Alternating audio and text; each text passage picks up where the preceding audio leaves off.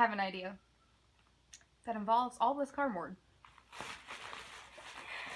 Hi everybody, and welcome back to another video. So, you're probably wondering, what are you doing? I'm wondering the same thing. We're going to be making a pumpkin out of cardboard for my cat.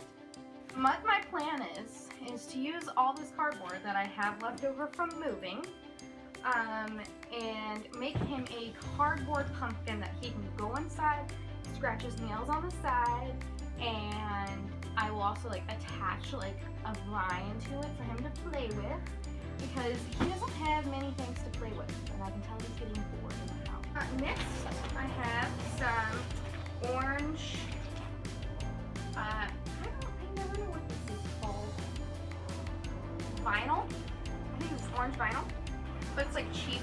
It's from the Dollar Tree, and I had it left over from a different project that I was doing, but I thought I would try and use this to cover the pumpkin, just in case my paint doesn't work out how I want it to. I have scissors, the only okay-ish pair of scissors that I own, unfortunately, and I lost my box cutter, so this is going to take a lot longer than I'm hoping. These boxes are hard to cut through. I also have some red paint, favorite friends, and some yellow paint, and some black paint, and I thought I could mix these to make an orange color and black to do some detail work. Just so you know, I learned this the other day. I'll leave a description down below, the video you can go watch. Red is the secondary color, because, yeah, just watch the video down below. Red is not a primary color. We've been taught lies about what our primary and secondary colors are. Or a hot glue gun, so I can glue my pieces together. None of this is probably making sense, but you'll understand once I start making it. Some paintbrushes, so I can paint the pumpkin orange. And, glue sticks, probably not enough. Probably have to stop the video and buy more. But the idea that I have for this pumpkin is that I will have the main face, right, of the pumpkin. And it's just going to be cut out with a piece of cardboard. We'll figure out what size we want to make the face, but we'll do a pumpkin, right? We'll cut out eyes and a mouth like a normal jack-o'-lantern, and that way he can put his little paws through there and look through the little holes and everything. And then, because I have a lot of cardboard that I have to use, and shaping a pumpkin out of one or a couple pieces of cardboard is going to be really hard, so I thought the best way to do it is cut out a flat piece of the pumpkin for the face, right? And then take strips of cardboard and layer them to get the width of the pumpkin that I want. So it might be oval in the end. I don't know. Depends. I have an idea in my head, so we'll see how it'll turn out. But that way, so the sides of the pumpkin he can use as those scratching posts. I'll go grab one in a second to kind of give you an example, because it's made out of little cardboard, so it'll be good to scratch his nails. So it'll be a flat piece, and on the side will just be pieces of cardboard that stack up to create a thick pumpkin. And then on the back will be a little hole that he can go into and climb in there. And then hopefully I can make a stem and a vine coming off of it that has little playthings on him for him to play with. It's a good idea. Alright, so now that it's flat, I'm going to draw a face on it. A spoopy Halloween face. And I will make it pumpkin shape. Okay, so I have a pumpkin face, and I have the vinyl. I'm going to put it over top of it, and then it's pretty thin and pretty see-through, so I will cut out the shapes that I need, that way I can do it all in one. Now you can see the black outline of the pumpkin face that I made, and I'm going to cut it out, and then we will have our face of our pumpkin. So, let me tell you the story of Oliver.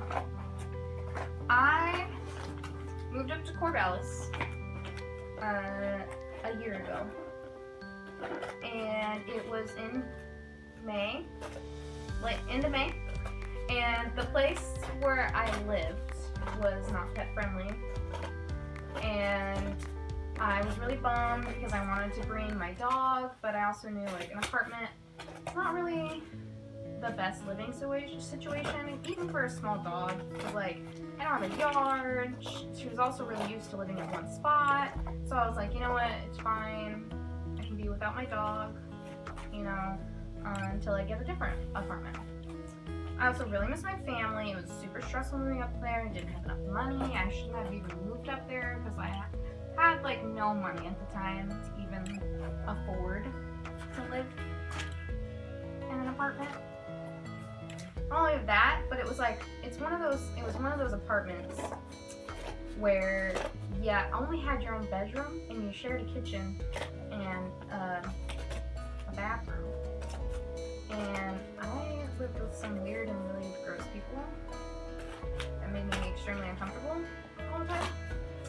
And I had never lived on my own before, so it was a really stressful situation. Not only that, but I was like going through some of my own personal trauma at the time that really added to it. So this really kickstarted my anxiety, and I have really bad separation anxiety too. That's great. So I really miss my family. I went from like constantly being surrounded by friends and family to living somewhere I had never been before, was super uncomfortable, living on my own, had nothing, nobody, just random people that I didn't feel comfortable living with. And yeah. So then I was deciding, you know what, maybe my anxiety got really, really bad. I, wasn't doing well, to the point where I was like, I need to see a doctor, or who knows how long I'll be around. And so I went to the doctor, got on some medication and stuff, went to therapy, and then I was like, I've been thinking about this for quite a while, and I thought I need an emotional support animal. I need something that can keep me company, that's not gonna make me feel alone, because even if I'm like still taking medications and I am going to therapy, like I still feel very, very alone, and being by myself at night and some like it wasn't fun. I was struggling and it was not going good. So I got Oliver. I went to my friend's house and we started looking online, and I found a kitty on Craigslist, and I thought he was a calico. And we called the guy, and it was this tiny kitten, and it was ready that day, and it was still pretty early in the evening, and she was like, you know what, I'll take you down there right now to go and get him. And I was like, thank you. And so I was so excited, super pumped. We get there, right? And guy seemed really nice, but his house was so gross. He had so many cats. It smelled really bad, like cigarette smoke, and he was just a hoarder. And we found the cats, and they were like hiding under this guy's bed. And on this guy's bed was the baddest golden retriever that I've ever seen. Like, the dog couldn't even move. And so the animals already weren't going to be in a good situation if they stayed there. So there was a few cats there. We were almost tempted to buy all of them just to get them out of that situation. But luckily, some teenage girls with their parents came along, and they were like, we're gonna buy all these cats. There was only like 3 or 4 of them, and yeah, so we were gonna buy them all. I was holding an orange one, and it was striped, and it was so sweet, and it really liked me. And then my friend who took me down there was holding what I thought was the calico one, and that was the one that I went to get. And I picked him up, and he was kind of nervous to be held. I think there was just also a lot going on, and I was like, you know what, I think I'm gonna get the orange one instead. And she was holding the black and white one, and she was like, no, you know what, I really feel it. I feel it in my gut. I feel like you should get this one. And I was like, So I held him again, and I was like, you know what? I'll get this one. And so we went to the guy. We gave him about $20 because that's how much Oliver costed me for me to be his mom. It was $20, and I paid $20 so that I could be Oliver's mom, so that I could name him Oliver. But anyway, so we got him, and he was so sweet. He was instantly so happy when I was holding him. And he was sitting there purring, and he curled up. He was so tiny, he was only 8 weeks old. He curled up in my hand, and I was like holding him in the car ride home. I was just like rubbing his tummy, and I was like, oh, he loves me so much. He's letting me rub his tummy. That means he already trusts me. I'm like so excited.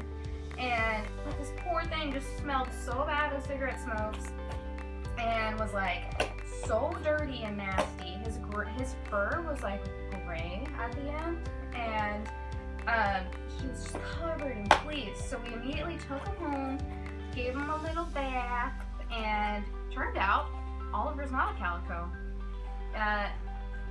He's a black and white tuxedo cat who has gray fur on the outside, and the brown spots was cigarette smoke stains, and it like washed out, and it was so gross, and I felt so bad for him.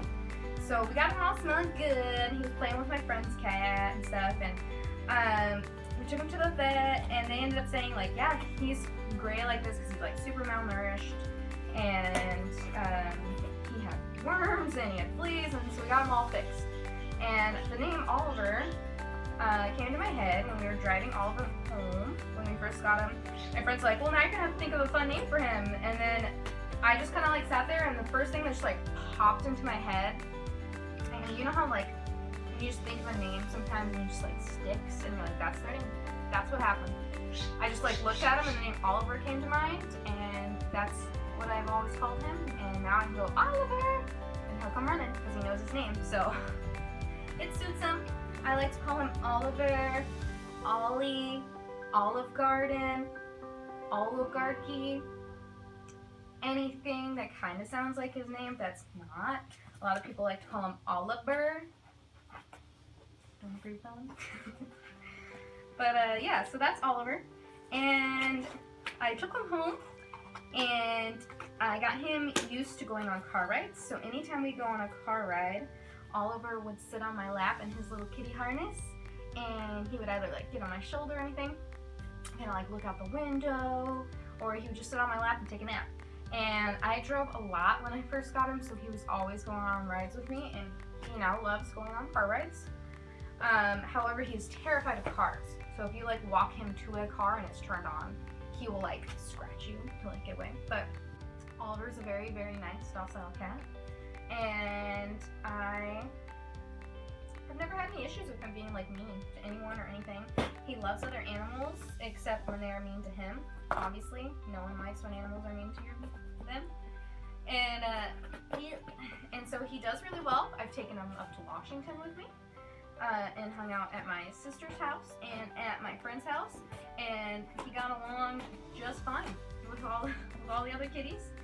Yeah, so Oliver used to sit on my shoulder and watch me make dinner all the time because he was so tiny, and he just would always just want to be on my shoulder and see what I was doing. And he would cuddle and sleep with me every night, and I got him used to me rubbing his little toes and his toe beans. So now when he sleeps and cuddles, he'll give you his paw and let you squish it. And he's also harness trained. He knows how to sit and give high fives and do a bunch of tricks. And yeah, he's a good boy. And you know what? He saved my life, because when I got him and he was a kitten, it made me feel like I had something that needed me, that I was needed, and that I was important, and that I felt actually loved, and I had someone that I could, you know, spend my time with and like give attention, and it helped me so much. And so I ended up getting a doctor's note for Oliver, and now I have an emotional support animal, and I love him very, very much. And I want to say, cutting out this pumpkin face was probably just as hard as cutting out a real pumpkin face on a real pumpkin using scissors instead of a box knife. We're doing something different. Also, it's dark now, and I had my dinner, and it's really cold outside, so I'm enjoying that. So we still have our pumpkin face, and I decided we're gonna go with a different option. one that might actually look a lot better than what I was trying to do. I'm going to tape this on here, and I will, well, probably do this first, cut a hole in the back so that Oliver can get in to the back. And then tape this on here so he can enter in through the back. I have my hole in my box. Here's my pumpkin. Yeah, that should work. And I can make adjustments based on how he reacts to it. And if he doesn't like it, I'm gonna have a box pumpkin sitting in my living room till the end of October because I worked hard on it and it's spooky. It's spooky how bad this craft is turning out. Grab some black paint and my cup to put the paint in, and I got the stem cardboard that I will tape right here to make the pumpkin look like pumpkin here. And what I'm doing is I'm just gonna outline the mouth, and I'm going to add lines to give it pumpkin texture, like the lines that are on pumpkins. You know what? I'm not entirely upset with this. I'm pretty happy. I'm glad I did not give up on it and try and do a different project today, because it's good, I think, just to kind of see things out, even if they don't work out the way that you want them to, because that's life, and sometimes it be like that, and for me, it always be like that.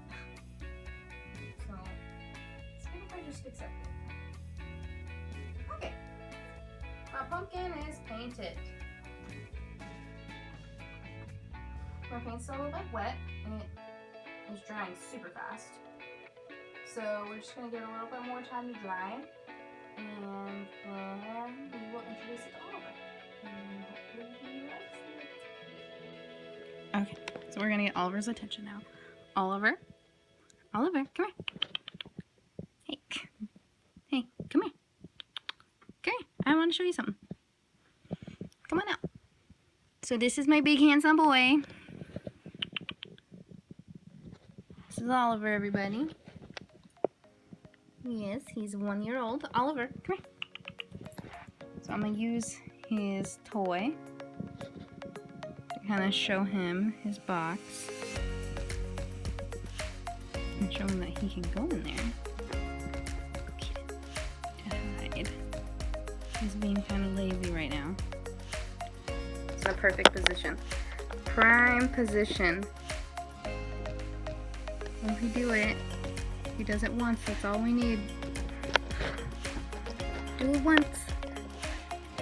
Do it once. That's all we need.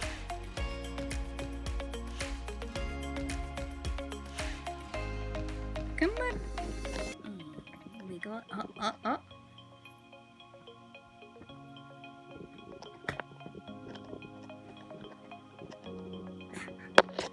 Come on. Oh no. Go in the box, Oliver. I want him to voluntarily go in there. I want him to see that he can go in there.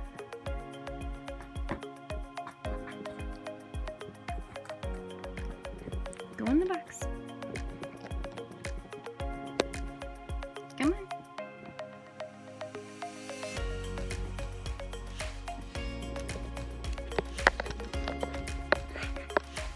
Feed them. Do you want in the box? Do you want in the box? Feed them. Oh, he's going in. He's trying to decide. You can do it, Oliver. Come on. Go in the box. You can see his face in the nose. Come on. Come go in. Come on.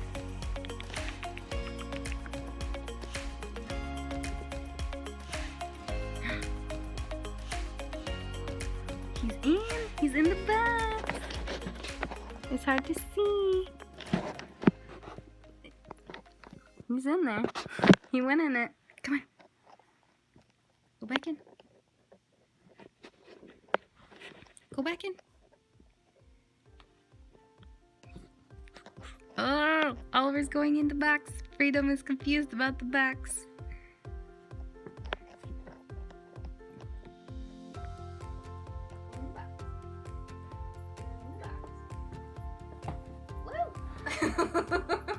There we go. We did it. He went in voluntarily once on his own. I chauffeured him through it. Thank you for watching me make this for Oliver, my son. Leave a like, comment.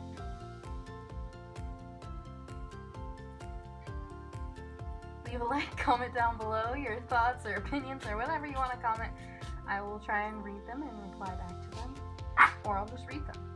Yeah, leave me your thoughts, your opinions, if you had fun. I know this was kind of a silly craft, and it was fun for me to do. I enjoyed myself. It was something that I really wanted to do, so I'm glad that I took the time to like do it and actually like work on something that I've been wanting to make. The next crafts and the next things that I do will hopefully not be as much as a mess. So, hopefully not be as much of a mess. So make sure to like and subscribe. And yeah, it was therapeutic for me in a lot of ways, but I honestly did have a lot of good fun, and it was a good day. So I will see you guys next time. I hope you enjoyed meeting my animals. Oliver is being angsty, and Freedom is center of tension as always. So, see you guys next time.